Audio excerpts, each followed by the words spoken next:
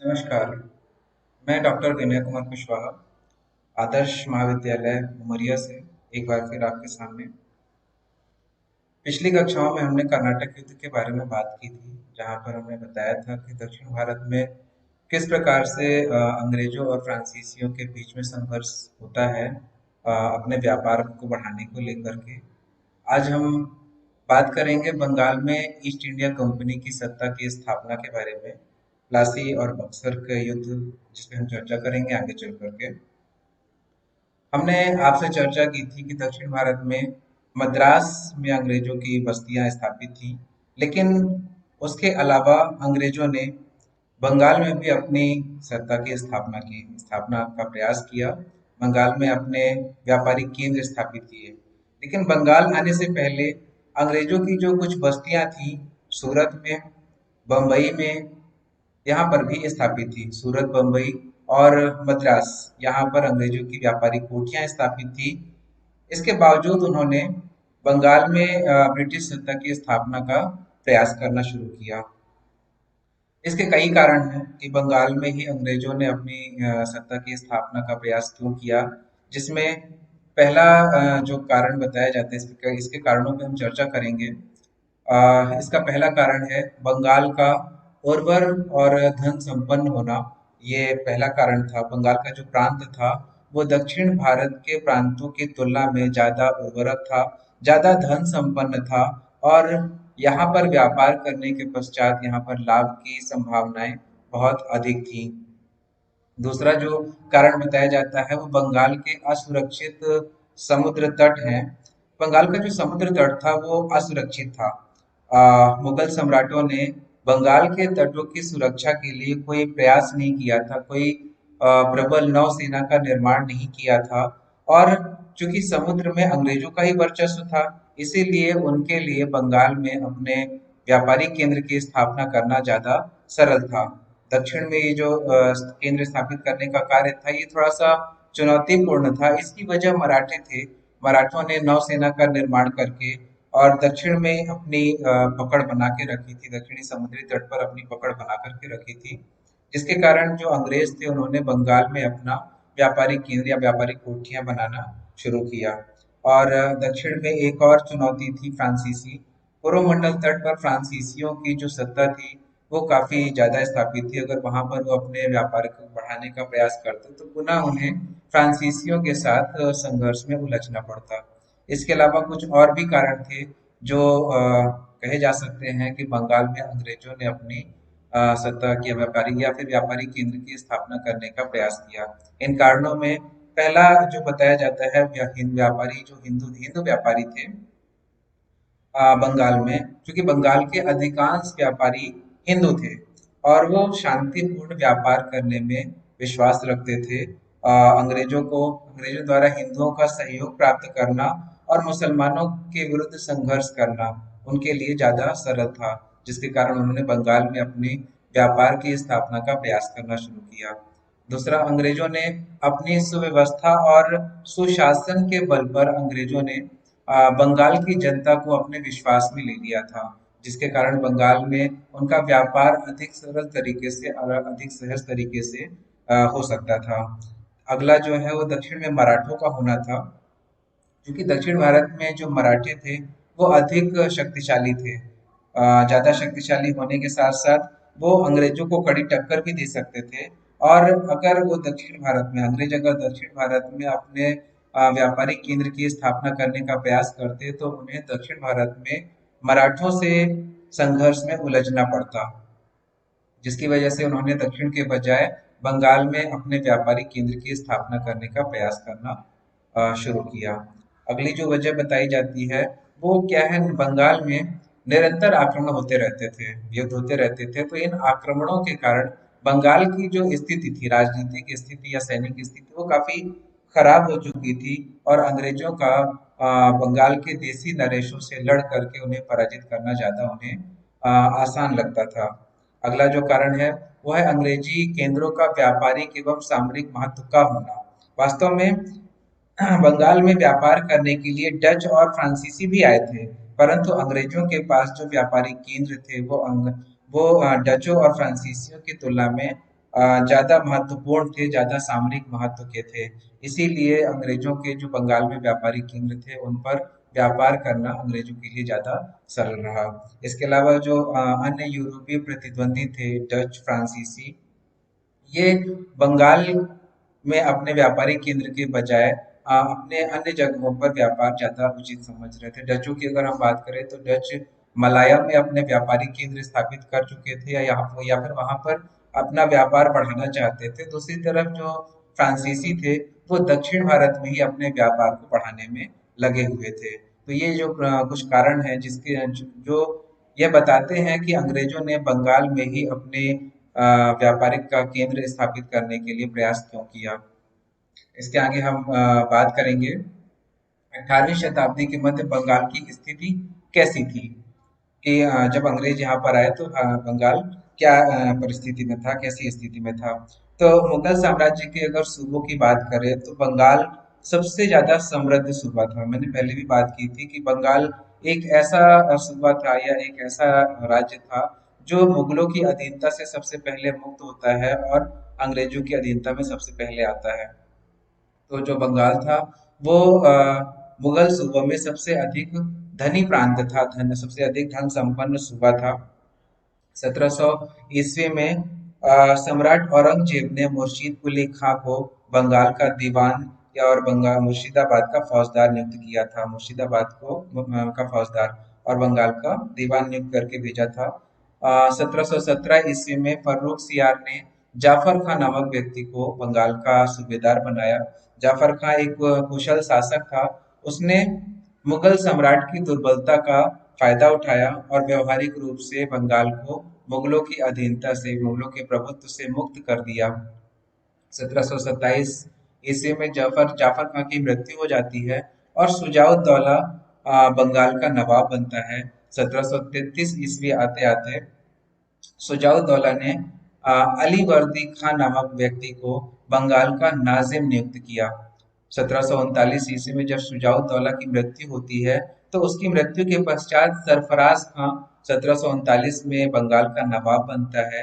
और ये जो सरफराज खां था इससे अलीवर्दी खां की ज्यादा बनी नहीं, ज्यादा पटी नहीं। इसीलिए अलीवर्दी खां ने उसके खिलाफ षड्यंत्र रचना शुरू किया। अप्रैल 1740 ईस्वी में अलीवर्दी खां ने एक युद्ध में सरफराज खां को पराजित किया और सरफराज खां को पराजित करने के पश्चात 1740 ईस्वी में बंगाल का नवाब स्वयं बनकर बैठा। अलीवर्दी खां की अगर हम बात करें तो अलीवर्दी खां 1740 से लेकर के 1756 ईस्वी तक बंगाल का नवाब रहता है और इस बीच वो बंगाल पर शासन करता है।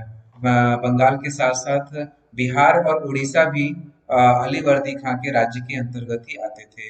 अलीवर्दी खां के बारे में कहा जाता है कि वह एक योग्य शासक था, लेकिन वो मराठों द्वारा लगातार किए जा रहे आक्रमणों को नहीं झेल पाया या उसका सामना सफलतापूर्वक नहीं कर पाया, जिसकी वजह से उसने 1751 ईस्वी में अलीवर्दी खान ने मराठों से एक संधि की और इस संधि के अनुसार उसने मराठों को 12 लाख रुपए चौथ नामक कर के रूप में देना स्वीकार किया और उड़ीसा का जो क्षेत्र था उसके एक भाग का पूरा कर उसने मराठों को ही सौंप दिया।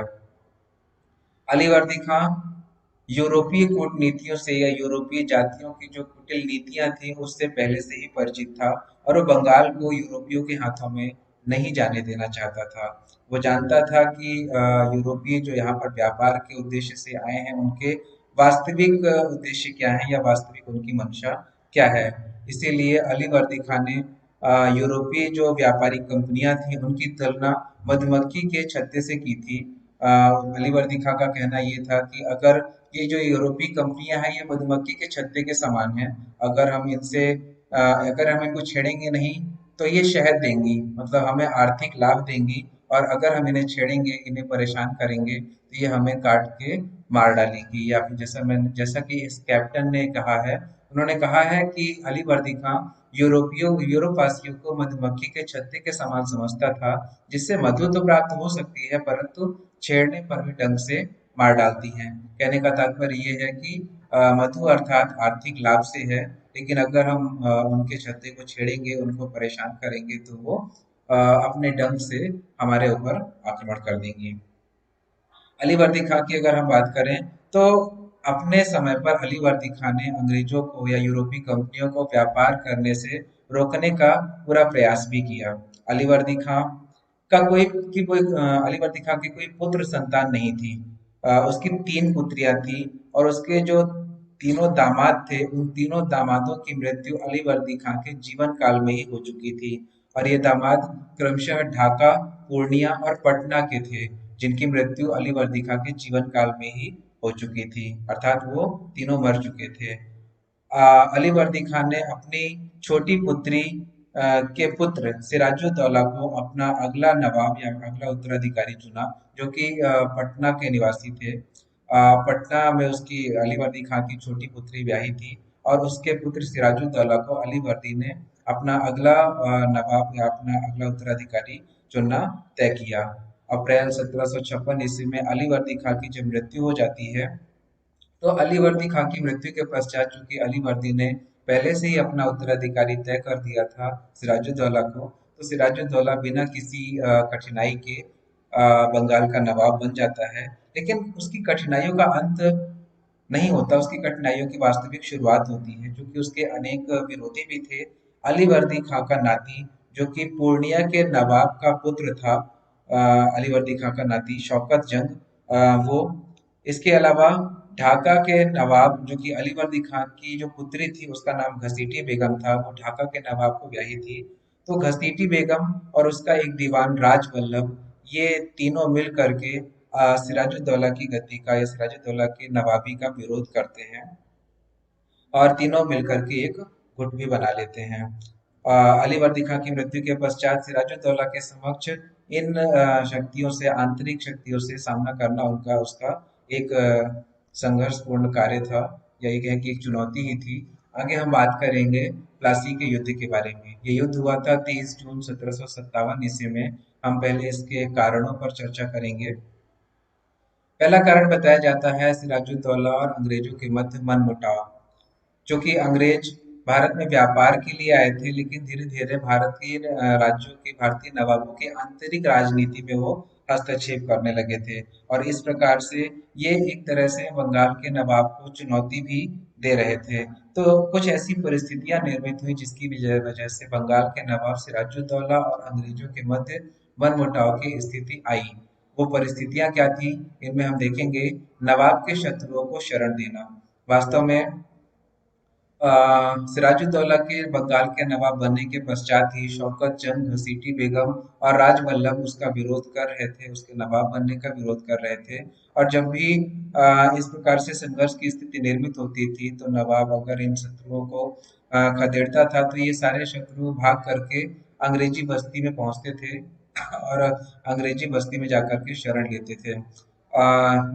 जो दीवान राजवल्लभ था, राजवल्लभ के पुत्र का नाम था कृष्णदास और कृष्णदास को अंग्रेजों ने उसके परिवार सहित और उसके खजाने सहित कलकत्ता में शरण दी थी, जो सिराजुद्दौला को पसंद नहीं था। सिराजुद्दौला ने कृष्णदास को जब अंग्रेजों से वापस मांगा तो अंग्रेजों ने इससे इनकार कर दिया। इससे सिराजुद्दौला को यह साबित हो गया, यह पता चल गया कि अंग्रेज नवाब सिराजुद्दौला के खिलाफ हैं। दूसरा जो अंग्रेजों और सिराजुद्दौला के मध्य मनमुटाव का कारण था, वो था अंग्रेजों द्वारा कलकत्ता की या कोलकाता की किलेबंदी करना। इसका मुख्य कारण यही था कि किलेबंदी करना नवाब को सही नहीं लग रहा था। दूसरी चीज ये थी कि अंग्रेजों ने जो कलकत्ता की किलेबंदी करनी शुरू की थी, उसके लिए नवाब से उन्होंने आज्ञा नहीं ली थी और इस आज्ञा न लेने के कारण नवाब सिराजुद्दौला काफी क्रोधित था और उसने अंग्रेजों से स्पष्ट रूप से कलकत्ता की किलेबंदी को नष्ट करने का आदेश दिया। लेकिन अंग्रेजों ने उसके इस आदेश पर कोई ध्यान नहीं दिया, जिसके कारण सिराजुद्दौला अंग्रेज और सिराजुद्दौला के मध्य जो मनमुटाव था वो काफी बढ़ता जा रहा था। अगला जो कारण था वो था व्यापारिक सुविधाओं का दुरुपयोग। वास्तव में अंग्रेजों और सिराजुद्दौला के मध्य मनमुटाव का जो प्रमुख कारण था वो व्यापारिक सुविधाओं को लेकर के था। अंग्रेजों ने बंगाल में व्यापार करने से पूर्व मुगल सम्राट फर्रुख सियार से मुगल राज्य में बिना कर दिए व्यापार करने का अधिकार प्राप्त किया था। लेकिन ईस्ट इंडिया के जो कर्मचारी थे, उन्होंने इस अधिकार का दुरुपयोग करना शुरू किया। दुरुपयोग किस तरीके से कि न केवल कंपनी बल्कि कंपनी के जो कर्मचारी थे, उन कर्मचारियों के रिश्तेदार भी इस अधिकार का प्रयोग करने लगे थे। हमने यहाँ पर एक शब्द का प्रयोग किया है, दस्तक। इसको अंग्रेजी में फ्री पास के नाम से भी जानते हैं। फ्री पास का तात्पर्य ये था कि जो अंग्रेज थे, अंग्रेजों का जो व्यापारिक जहाज था, वो बिना किसी कर के बंगाल की सीमा में प्रवेश कर सकता था। इस बात की छूट थी अंग्रेजों को कि वो बिना कर दिए बंगाल में व्यापार कर सकते हैं, और ये जो व्यापार करने की छूट थी, ये फर्रुखसियार से ही ली गई थी। तो इसको दस्तक के नाम से जाना जाता था। जो अंग्रेज थे, वो इसका दुरुपयोग करते थे। इस व्यापारिक एकाधिकार का दुरुपयोग कुछ इस तरीके से करते थे कि व्यापार करने के लिए जो अंग्रेज व्यापारी थे, वो भारतीय व्यापारियों से अपने जहाज में भारतीय व्यापारियों का सामान रख करके और बंगाल की सीमा में पहुंचा देते थे, और बदले में उनके उनका कुछ हिस्सा राशि के रूप में ले लेते थे। इसको हम उदाहरण के तौर पर अगर हम समझें कि अगर किसी भारतीय व्यापारी को बंगाल की सीमा में आकर के, समुद्र के रास्ते से बंगाल की सीमा में आकर के व्यापार करने की आवश्यकता है, व्यापार करना चाहता है, तो उसे जो टैक्स देना पड़ता था, उसे जो कर देना पड़ता था, अगर हम उदाहरण के लिए देखें कि अगर 100 रुपए उसका कर रहा होगा, तो अंग्रेज उस भारतीय व्यापारी का जो सामान था, वो अपने जहाज में लाद के या अपने जहाज में रख करके बिना किसी कर के बंगाल की सीमा में पहुंचा देते थे। और उस 100 रुपए के बदले में उसका आधी राशि, 50 रुपए ही अगर वो अंग्रेज अपने पास रख लेते थे, तो 50 रुपए लगभग भारतीय व्यापारी को अपने बचत के रूप में मिल जाता था। इससे होता क्या था? इससे होता था कि ये जो 100 रुपए था, वो बंगाल के नवाब को व्यापार की सुविधा के लिए कर के रूप में मिलना चाहिए था। ये बंगाल के नवाब को नहीं मिलता था। दस्तक से हमारा तात्पर्य ये है कि फ्री पास जो व्यापारिक कर के रूप में बंगाल के नवाब को कर मिलता था व्यापार के बदले में, वो जो कर था वो भारतीय व्यापारियों से साठ गांठ करके अंग्रेज नवाब के पास नहीं पहुंचने देते थे। इस बात का जब पता चला बंगाल के नवाब को, तो उसने इसका तीखा विरोध किया। इसके अलावा अन्य कारण भी थे जो सिराजुद्दौला और अंग्रेजों के मध्य मनमुटाव के थे, जिनमें से ये बताया जाता है कि अंग्रेजों ने बंगाल के नवाब सिराजुद्दौला के सिंहासनारोहण के समय उसका परंपरागत सम्मान नहीं किया था। जो एक सम्मान नवाब को मिलना चाहिए था, वो अंग्रेजों के द्वारा नहीं किया गया था, जिसके कारण सिराजुद्दौला अंग्रेजों से रोष रखता था या उनके खिलाफ मनमुटाव रखता था। एक और वजह बताई जाती है कि जब अली वर्दी खां की मृत्यु हो रही थी, तो उसने सिराजुद्दौला को इस बात के लिए आगाह किया था कि अंग्रेजों के जो इरादे हैं या जो उनकी महत्वाकांक्षाएं हैं, वो बंगाल के लिए अच्छी नहीं है, बंगाल के लिए भविष्य में सही नहीं है। इसके अलावा अंग्रेजों ने हिंदू व्यापारियों से मिल करके और सिराजुद्दौला के खिलाफ षड्यंत्र करना भी शुरू कर दिया था। इस प्रकार से जो अंग्रेजों और सिराजुद्दौला के मध्य मनमुटाव था, वो लगातार बढ़ता जा। दूसरा जो कारण बताया जाता है, वो है सिराजुद्दौला का कलकत्ता पर अधिकार करना। अंग्रेजों और सिराजुद्दौला के मध्य मनमुटाव जो चल रहा था, तब तक ये अंग्रेज ये समझ चुके थे कि सिराजुद्दौला को नवाब पद के लिए कोई चुनौती नहीं दे सकेगा। अतः जो गवर्नर ड्रेक था, उसने नवाब को एक पत्र लिखा, और उसकी भाषा तो विनम्र थी, लेकिन कलकत्ता की किलेबंदी को तोड़ने संबंधी कोई उसमें बात नहीं कही गई थी। अतः नवाब ने अंग्रेजों को तुरंत कलकत्ता से हटाने का प्रयास करना शुरू किया। 4 जून 1756 को नवाब ने कासिम बाजार की अंग्रेजी कोठी पर अधिकार कर लिया, और 16 जून 1756 ईस्वी को नवाब ने कलकत्ता पर आक्रमण किया। यहाँ पर कलकत्ता की सुरक्षा का जो भार था, वो हालवेल नामक अंग्रेज को दिया गया था, और हालवेल को सुरक्षा का भार सौंप करके गवर्नर ड्रेक और बहुत सारे जो प्रमुख अंग्रेज थे, वो किले को छोड़ करके फुल्टा टापू भाग गए थे। 20 जून 1756 ईस्वी को नवाब ने कलकत्ता के किले फोर्ट विलियम पर अधिकार कर लिया, लेकिन इन विजेताओं ने अंग्रेजों के साथ कोई दुर्व्यवहार नहीं किया। अपनी इस सफलता के पश्चात नवाब सिराजुद्दौला ने मानिक चंद नामक व्यक्ति को कलकत्ता का प्रभारी बना करके, प्रभार सौंप करके, और वापस अपनी राजधानी मुर्शिदाबाद लौट गया। प्लासी के युद्ध का अगला जो कारण बताया जाता है, वो ब्लैक होल की दुर्घटना है। वास्तव में ब्लैक होल की दुर्घटना सिराजुद्दौला द्वारा कलकत्ता पर अधिकार करने से ही संबंधित है।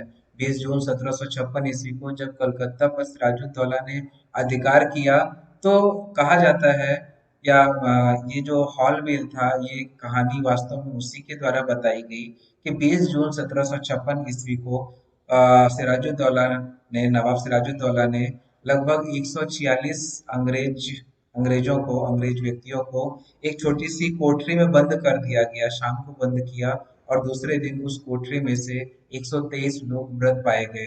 जो सिर्फ 146 में से सिर्फ 23 लोग ही जीवित बाहर आए। इसे ब्लैक होल की दुर्घटना के नाम से जाना जाता है, या इसको हिंदी में काल कोठरी की घटना के नाम से भी जाना जाता है। वास्तव में काल कोठरी इसलिए कि वो इतनी छोटी कोठरी थी कि उस कोठरी में 146 लोगों का आना संभव नहीं था। फिर भी सिराजुद्दौला के द्वारा ये जो कोठरी थी, इसमें 146 व्यक्तियों को उसमें डाला गया और रात भर उनको वहीं पर रहने दिया गया। वास्तव में ये जो काल कोठरी की घटना है, ये सिर्फ अंग्रेज जो व्यक्ति था हालवेल, उसके द्वारा सुनाई गई थी, उसके द्वारा बताई गई थी, और उसकी इस बात का समर्थन फ्रांसीसी और डच इतिहासकारों द्वारा भी किया गया है। लेकिन उसकी इस कहानी की सत्यता पर अभी इतिहासकारों में अलग अलग मत है। कई इतिहासकारों का कहना ये है कि वास्तव में इस तरह की कोई घटना हुई ही नहीं। लेकिन अगर इस तरह की घटना हुई भी, तो वो काल कोठरी, मतलब उस कोठरी में बंद करने के पश्चात बहुत सारे तो जो अंग्रेज थे वो अपने घाव के कारण या कुछ दम घुटने के कारण मरे होंगे, या कुछ गर्मी के कारण उनकी मृत्यु हुई होगी। लेकिन हालवेल का जो विवरण है, वो वास्तव में सत्यता से परे है, या ये कहें कि संदेह के घेरे में है।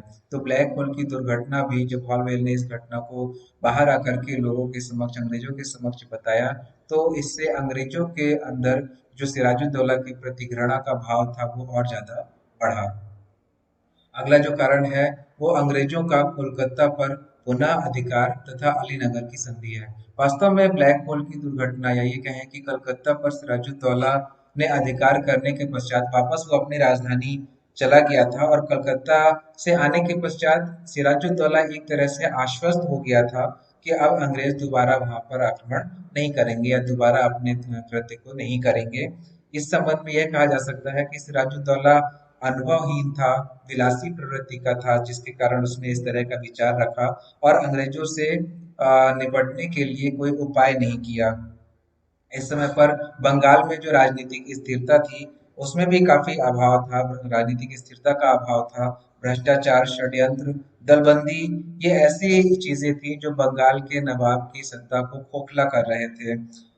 दूसरी तरफ अंग्रेजों की बात करें, तो अंग्रेज अपनी पराजय को भूले नहीं थे, और वो बदला लेने के लिए उन्होंने एक तरफ सैनिक तैयारियां शुरू की, और दूसरी तरफ उन्होंने कूटनीतिक उपायों को भी करना शुरू किया। कूटनीतिक उपाय से तात्पर्य ये था कि बंगाल के नवाब सिराजुद्दौला के जितने भी नजदीकी करीबी व्यक्ति थे, उन्होंने उनको अपनी तरफ मिलाना शुरू किया। शौकत जंग की एक से भी उन्हें कुछ आशाएं थी, लेकिन सिराजुद्दौला ने शौकत जंग को पहले ही पराजित कर दिया था, इसलिए अंग्रेजों की ये आशाएं समाप्त हो गई थी। अंग्रेजों ने सिराजुद्दौला के विरुद्ध जो उसके करीबी व्यक्तियों को अपनी तरफ मिलाना शुरू किया, उनमें मानिक चंद्र, अमी चंद्र, जगत सेठ, ये नाम आते हैं। अपनी सैनिक तैयारियां पूरी करने के पश्चात अंग्रेजों ने बंगाल में कलकत्ता में एक सेना भेजी, जिसने 2 जनवरी 1757 ईस्वी को कलकत्ता पर फिर से अधिकार कर लिया। नवाब ने मजबूर होकर के 9 फरवरी 1757 ईस्वी को अंग्रेजों के साथ अलीनगर की संधि की, और इस संधि के द्वारा अंग्रेजों को जो मुगल बादशाह फर्रुख सियार के द्वारा अधिकार दिए गए थे, व्यापारिक अधिकार दिए गए थे, वो सारे अधिकार अंग्रेजों को पुनः मिल गए, और बंगाल के नवाब सिराजुद्दौला को अंग्रेजों की सारी मांगे माननी पड़ी। लेकिन अलीनगर की संधि होने के पश्चात भी अंग्रेजों और सिराजुद्दौला के मध्य जो मनमुटाव था, उसमें किसी प्रकार की कमी नहीं आई। आगे चल करके अंग्रेजों ने सिराजुद्दौला के विरुद्ध एक षड्यंत्र रखा। इस षड्यंत्र का भी एक बड़ा कारण था, अंग्रेज अपने उद्देश्यों और अपने हितों को लेकर के काफी सजग थे।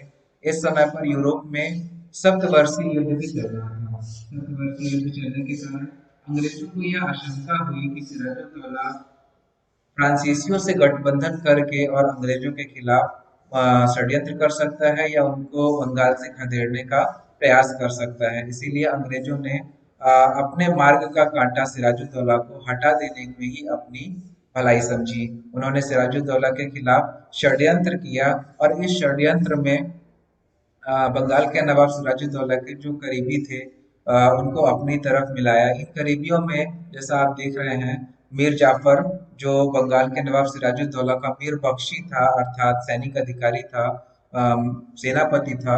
इसके अलावा दुर्लभ राय जो प्रमुख सेना अधिकारी था, खादिम खां अन्य से दूसरा सेना अधिकारी था, मानिक चंद जो कलकत्ता का प्रभारी था, जगत सेठ जो कलकत्ता का बैंकर था, सिराजुद्दौला का बैंकर था, और इसके अलावा आखिर में अमीचंद, ये बंगाल का व्यापारी था। इन व्यक्तियों को अंग्रेजों ने सिराजुद्दौला के विरुद्ध षड्यंत्र करके इन्हें अपनी तरफ मिला लिया और यह तय किया गया कि सिराजुद्दौला को उसके पद से हटाने के पश्चात उसके दामाद मीर जाफर को अगला बंगाल का नवाब बनाया जाएगा। और बंगाल का नवाब बनने के पश्चात मीर जाफर को जो कार्य करने थे उसके संबंधी उस संबंधी कुछ शर्तें भी तय की गई। वो शर्तें कुछ इस प्रकार से थी कि मीर जाफर बंगाल का नवाब नियुक्त होगा और अंग्रेजों को जो अधिकार सिराजुद्दौला के समय प्राप्त हैं वो सारे अधिकार मीर जाफर के नवाब बनने के पश्चात भी उनको प्राप्त रहेंगे। नवाब बनाए जाने के बदले में मीर जाफर ने यह आश्वासन दिया कि सिराजुद्दौला के आक्रमण के समय कलकत्ता में जो विनाश हुआ है, जो क्षति हुई है अंग्रेजों को, उसका उसकी क्षतिपूर्ति देगा। इसके बदले में 1 करोड़ रुपए वो अंग्रेजों को देगा, 50 लाख रुपए कलकत्ता के जितने यूरोपीय निवासी हैं उनको देगा और 20 लाख रुपए वहां के हिंदू निवासियों को देना तय करेगा। ये सारी चीजें बंगाल का नवाब जब मीर जाफर बन जाएगा उसके पश्चात की शर्तें थी। अगली शर्त ये थी कि मीर जाफर अंग्रेजों को कलकत्ता, ढाका और कासिम बाजार की किलेबंदी करने की अनुमति प्रदान करेगा और साथ ही कलकत्ता के जितने भी समीपवर्ती क्षेत्र हैं वो सारे अंग्रेजों को दे देगा। अगली जो शर्त थी कि भविष्य में यदि मीर जाफर को सैनिक सहायता की आवश्यकता पड़ती है तो वो सैनिक सहायता अंग्रेज ही देंगे, लेकिन उस सैनिक सहायता का या सैनिकों का जो खर्च होगा वो सारा खर्च मीर जाफर ही वहन करेगा। इस प्रकार की शर्तों के साथ मिल करके अंग्रेजों ने सिराजुद्दौला के विरुद्ध एक षड्यंत्र किया, जिस षड्यंत्र में सिराजुद्दौला के ही सेनाधिकारी मीर बख्शी या बैंकर ये सभी शामिल थे। अगला जो कारण बताया जाता है प्लासी के युद्ध का वो है अमीचंद को धोखा। ये अमीचंद बंगाल का व्यापारी था और सिराजुद्दौला के विरुद्ध जब षड्यंत्र किया जा रहा था तो इस अमीचंद्र ने इन सारे अधिकारियों और अंग्रेजों के बीच मध्यस्थता का कार्य किया था। तात्पर्य ये है कि अमीचंद ही वो व्यक्ति था जिसने अंग्रेजों और अन्य पदाधिकारी सिराजुद्दौला के अन्य जो षड्यंत्रकारी हैं उनके विरुद्ध मध्यस्थता का कार्य किया था। अमीचंद को धोखा अगला कारण है। वास्तव में अमीचंद को इस मध्यस्थता के बदले में, ये जो मध्यस्थता अंग्रेजों और इन अधिकारियों के बीच में कर रहा था, उसके बदले में उसे 30 लाख रुपया दिया जाना तय किया गया था इनाम के रूप में। लेकिन जब मीर जाफर ने उपरोक्त जो भी संधि की शर्तें बताई है, सारी संधि की शर्तें जब उसने अंतिम रूप से स्वीकार कर ली तो अंतिम समय में अमीचंद ने अंग्रेजों के विरुद्ध एक कठिनाई खड़ी की। उसने जो लूट हो रही थी, इस लूट में अधिक हिस्से की मांग की। अंग्रेजी जो गवर्नर था रॉबर्ट क्लाइव, उसने अमीचंद को धोखा देने के लिए दो तरह का पत्र तैयार करवाया। जो वास्तविक पत्र था, जो सच्चा पत्र था, उसे सफेद कागज में, और जो झूठा पत्र था उसे लाल कागज में तैयार करवाया। वास्तव में ये था कि अमीचंद ने जितनी हिस्से की मांग की थी 30 लाख के अलावा, वो सारा हिस्सा अमीचंद को अंग्रेजों ने आनन फानन में देना स्वीकार किया। लेकिन वास्तव में रॉबर्ट क्लाइव ने अमीचंद को धोखा देने की योजना बनाई थी और इससे संबंधित जो पत्र था उसने दो तरह के पत्र तैयार करवाए, एक सफेद में एक लाल में। सफेद वाला सच्चा था और लाल वाला झूठा था। लेकिन बंगाल का जो गवर्नर था वॉटसन, एक अन्य अधिकारी था वॉटसन, उसने झूठे जाली पत्र पर हस्ताक्षर करने से इनकार कर दिया। उसने सिर्फ सफेद वाले पत्र पर हस्ताक्षर करना स्वीकार किया। बाद में रॉबर्ट क्लाइव ने लाल वाले समझौते पत्र पर वॉटसन के जाली हस्ताक्षर करके अमीचंद को दिखाया और उसने कहा कि आप अमीचंद के द्वारा जितनी मांग की जा रही है वो मांग पूरी होगी। इस समय तक जो बंगाल का नवाब था सिराजुद्दौला, वो काफी दुविधा की स्थिति में था। उसको पता था कि उसके जितने सलाहकार हैं, सेनापति हैं या दरबारी हैं, वो सारे अंग्रेजों से जाकर के मिल चुके हैं। दूसरी तरफ फ्रांसीसियों ने बंगाल के नवाब को अंग्रेजों द्वारा किए गए षड्यंत्र की जानकारी भी दी गई थी कि सिराजुद्दौला के विरुद्ध इस प्रकार का षड्यंत्र किया जा रहा है। फ्रांसीसियों ने भी उसे इस बात की सूचना दी थी। लेकिन परिस्थितियां, ये समय इतना आगे बढ़ चुका था कि अब सिराजुद्दौला के हाथ में कुछ भी नहीं रह गया था। युद्ध प्रारंभ करने के पूर्व रॉबर्ट क्लाइव ने युद्ध का बहाना ढूंढा और उसने बंगाल के नवाब सिराजुद्दौला पर यह आरोप लगाया कि सिराजुद्दौला ने अलीनगर की जो संधि की शर्तें हैं, उनका उल्लंघन किया है। और क्लाइव ने अपनी सेना पहले से ही तैयार करके रखी थी। उसकी सेना में लगभग 3000 भारतीय तथा 800 यूरोपीय सैनिक थे, जबकि सिराजुद्दौला की जो सेना थी वो सिर्फ वो अधिक से अधिक 50,000 थी। मतलब सिराजुद्दौला की सेना काफी ज्यादा थी। 23 जून 1757 ईस्वी को भागीरथी नदी के किनारे आम्रकुंज में प्लासी के मैदान में लड़ाई प्रारंभ होती है। नवाब का जो सेनापति था मीर जाफर और दुर्लभ राय युद्ध क्षेत्र में दोनों अलग अलग किनारे खड़े रहे, तटस्थ खड़े रहे। और बंगाल के नवाब सिराजुद्दौला को जो एक वफादार अधिकारी था मोहनलाल, और दूसरा मीर मदान, मीर मर्दान भी जिसे कहते हैं, इन दोनों के नेतृत्व में नवाब की तरफ से दो सेना की टुकड़ी, छोटी टुकड़ी क्लाइव की सेना से लड़ रही थी। इन टुकड़ियों ने डट कर अंग्रेजी सेना का मुकाबला भी किया। लेकिन युद्ध भूमि में ही मीर मर्दान मारा गया। और विश्वासघाती सेनापतियों के कारण नवाब की जितनी सेना थी, उन सभी का मनोबल भी गिरा और वो सभी युद्ध क्षेत्र से भाग खड़े हुए। युद्ध भूमि से भाग करके जब सिराजुद्दौला ने देखा कि मीर मदान युद्ध भूमि पर मारा गया है, तो वो भी युद्ध स्थल को छोड़ करके वापस अपनी राजधानी मुर्शिदाबाद पहुंचा। और उसके पश्चात अपनी बेगम के साथ वो पटना पहुंचा। लेकिन वहां पर पहुंचने के साथ ही सिराजुद्दौला को बंदी बना लिया गया। बाद में मीर जाफर के पुत्र मीरन के आदेश पर सिराजुद्दौला की हत्या कर दी जाती है। इस प्रकार से अंग्रेजों ने एक षड्यंत्र पूर्वक एक बड़ी सफलता हासिल की और बंगाल में सिराजुद्दौला को पराजित किया। पराजित करने के साथ ही बंगाल में उन्होंने अपनी जीत दर्ज की। 23 जून 1757 को प्लासी के मैदान में भागीरथी नदी के किनारे आम्रकुंज में जो युद्ध हुआ, उस युद्ध में अंग्रेजों ने सिराजुद्दौला के खिलाफ जो षड्यंत्र किया था, उस षड्यंत्र के परिणाम स्वरूप सिराजुद्दौला की पराजय होती है। और उसको पकड़ करके मीर जाफर के पुत्र मीरन के आदेश पर उसकी हत्या करवा दी जाती है। प्लासी के युद्ध में सिराजुद्दौला, बंगाल के नवाब सिराजुद्दौला की हार हो चुकी थी। और उस युद्ध के पश्चात अगला, जैसा कि संधि में की शर्तों में तय हुआ था, अगला नवाब बंगाल का अगला नवाब मीर जाफर को बनाया गया। इस प्लासी के युद्ध के परिणाम क्या हुए, हम इस पे भी चर्चा करेंगे। कहा जाता है, एक इतिहासकार हैं के एम पडिक्कर, इनका कहना यह है कि प्लासी की जो घटना थी या प्लासी का जो युद्ध था, वास्तव में एक हुल्लड़ था, एक भगदड़ थी, युद्ध नहीं था। जदुनाथ सरकार का भी कहना है कि 23 जून को 1757 में भारत के मध्य युग की समाप्ति हो गई तथा आधुनिक युग का आरंभ हुआ। हम प्लासी के युद्ध के परिणाम या महत्व की बात करेंगे कि प्लासी के युद्ध का परिणाम क्या निकला।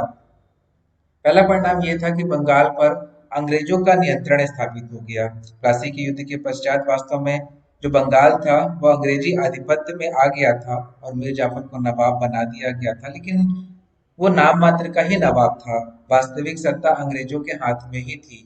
तो बंगाल पर एक तरह से अंग्रेजी नियंत्रण स्थापित हुआ और मीर जाफर को कठपुतली की तरह बंगाल का नवाब बनाया गया। दूसरा जो परिणाम था वो भारत में साम्राज्य विस्तार का मार्ग प्रशस्त होना था। बंगाल में अंग्रेजों की विजय होना या प्लासी के युद्ध में अंग्रेजों की विजय होने के पश्चात जो बंगाल था वास्तविक तौर में अंग्रेजों के नियंत्रण में आ गया था।